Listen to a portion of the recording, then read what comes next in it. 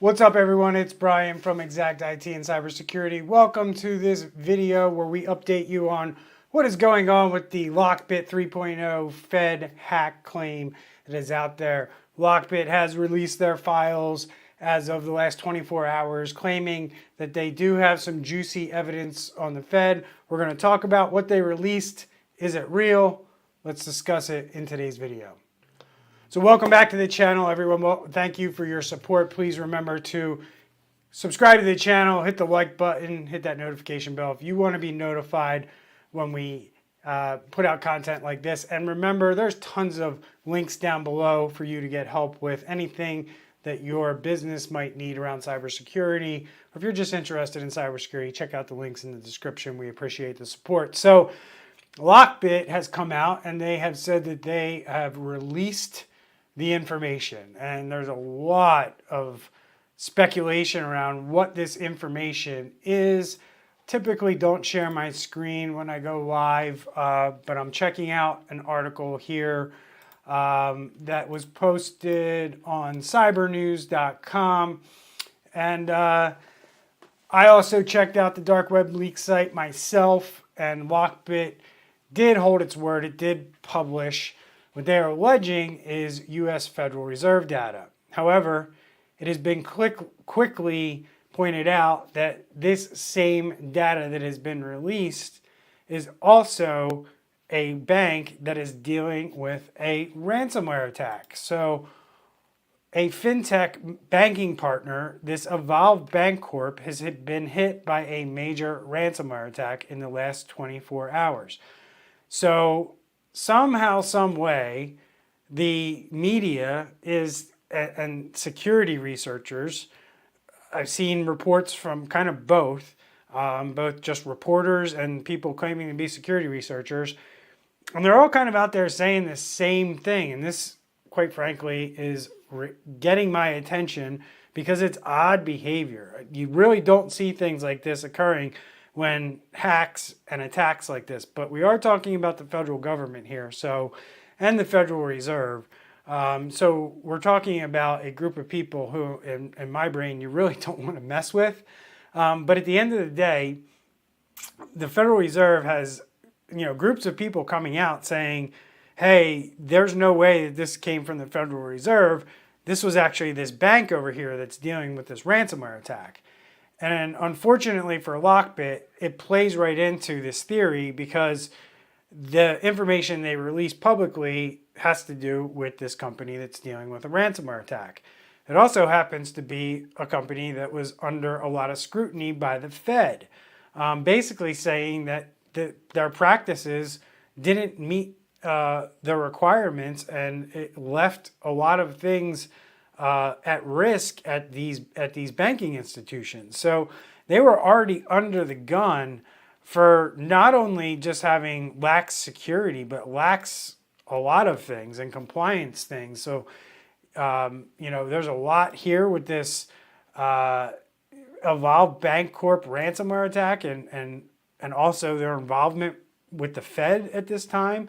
So essentially what researchers are believing is going on here, folks, is that this Evolve Bank Corp was where this information came from. Basically, the Fed was sending this group messages and emails and what have you, and memos. And this cybercrime group, when they got in there, they saw this and they decided, hey, this is information that we can attribute to the Fed, and let's try to go after the Fed. Now, is this possible? Absolutely. We've seen this before, but I disagree with some of the security researchers out there and kind of how they're positioning this, because a lot of them are saying, oh, we've seen this before. We've seen this before with LockBit specifically. And I came on my channel yesterday and I said that this really isn't the MO of LockBit. And one of the security researchers I was talking to mentioned, oh, what about the time that they said that they had Mandiant? Well, that's an interesting one, in my opinion, because, yeah, when it came out, people questioned, and Mandiant said that we have no evidence that this group infiltrated our network, and we don't think it's true. It wasn't, and they weren't really using it as a last-ditch effort to keep their name out there, like people are saying is why they're doing it today and why they did it back with Mandiant. Mandiant, the reason they did it is because they were still associated with this other ransomware group called Evil Corp, and Evil Corp was added to the sanction list. So if any business paid Evil Corp a ransom, they could potentially be sanctioned and charges brought against them by our US government. And ransomware groups know this. So what ransomware groups do when those groups are sanctioned and they're put on a list is they form new groups with new names. Very easy to do. They do it all the time. It's very simple. Part of what they were doing with this whole Mandiant thing was distancing themselves from Evil Corp and making sure that their name wasn't included or associated with in any way. And quite frankly, it was successful because to this date, LockBit has not been put on a sanction list, or at least LockBit 3.0 is currently not on a sanction list. So when you see people out there talking about like LockBit's done this before, look over here at Mandiant, that's kind of like spinning it your own way or to kind of fit your narrative, in my opinion. It's really not what was going on there. They weren't trying to make a last-ditch name for themselves because, quite frankly, that happened like 3 years ago and they're still around. So if it was a last-ditch effort to keep their name out there, well, God, that was a mighty successful one, in my opinion. So let's go back to the data that was released, right? The data that was released, we have seen this before, right? I recall a ransomware attack where a company that made the cases for Apple computers was hacked. And the cyber criminals decided, like, hey, this is a small company. They just make cases for Apple. Let's see if we can just go out there and say that we hacked Apple and see if we can get Apple to negotiate with us or enter in negotiations, which this whole situation with the Fed, it does smell a lot like that. But, anything could be possible. It could be that, these ransomware groups are not dumb. They are working together. It could be that, LockBit 3 knows that this group or another group or themselves have infiltrated this bank, and we're only going to release the information we have on this particular bank.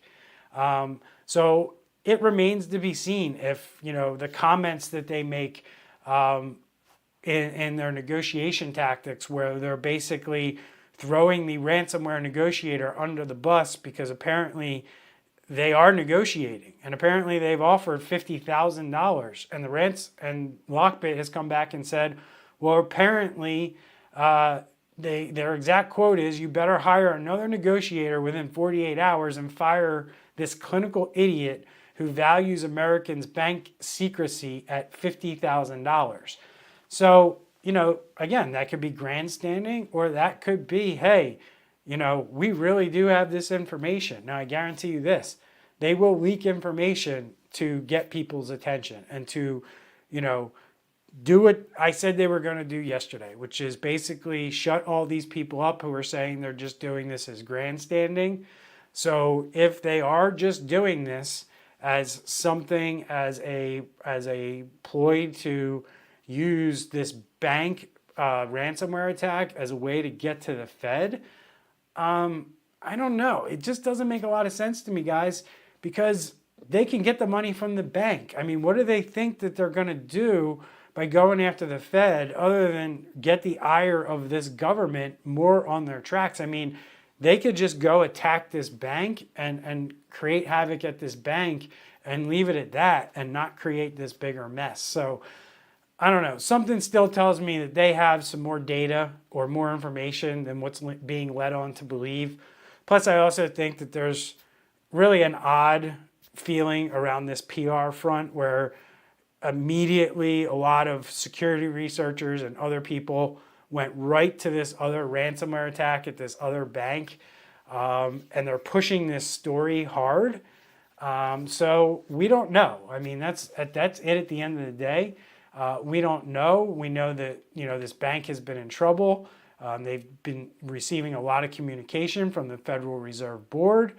So we just don't know because they've only released the information about this attack. So yes, it does lead us to believe that LockBit only has this information from this attack of this bank, and maybe they did exhaust all their efforts with this bank and realize they're not going to get paid a lot of money, so let's just try one last ditch effort to try to go after the Federal Reserve. I don't know. It's just a weird miscalculation on my point, if that's a miscalculation on their part, if that's what this is, because you're just going to get the FBI all riled up, and that's really not something you want to do. So we'll see where this ends up. I'll continue to update everybody on the channel here. Thank you for your support. If you have any comments or questions, drop them below. My team is monitoring them. We'll answer whatever we can. But again, this is the update. LockBit did release some data. It does seem that they do have something, whether it's from this bank that they ransomwared or it's really from the Fed. We're going to know here in the next coming days. So stay tuned. Take care. Stay safe.